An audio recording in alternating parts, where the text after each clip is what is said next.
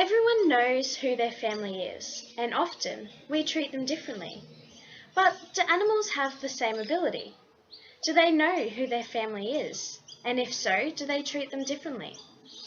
Well, the article titled Adopting Kin Enhances Inclusive Fitness in Asocial Red Squirrels looks at the instances of the altruistic behaviour of adoption in the context of Hamilton's rule, which denotes that in order for altruism to occur, the relatedness of and benefit to the recipient must be greater than the cost to the altruist. The first step in this experiment was to calculate the relatedness of the altruist and the recipient, or in this case, the surrogate dam and the juvenile. In order for this to occur, tissue samples were taken from all individuals.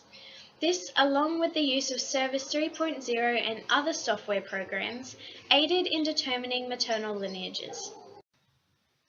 Now, over the course of the study, only 5 cases of adoption occurred.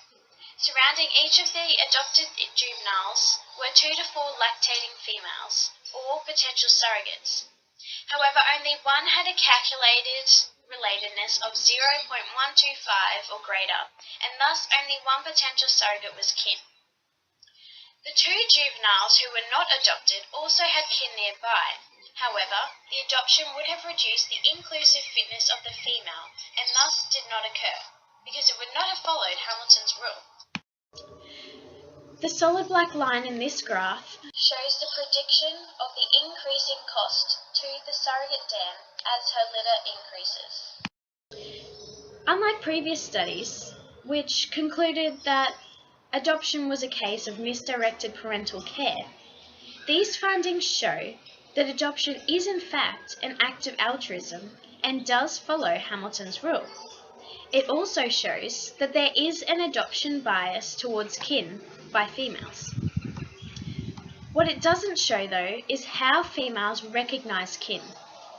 For this reason, Gorrell and colleagues are currently undertaking a study to test the theory that perhaps females recognise kin via assessment of the adopted juvenile's dam prior to her death.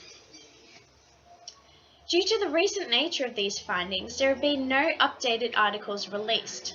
However, Williams et al. Refers to these findings to support his findings that red squirrels, an asocial species, actually have an underappreciated social behavioural dimension.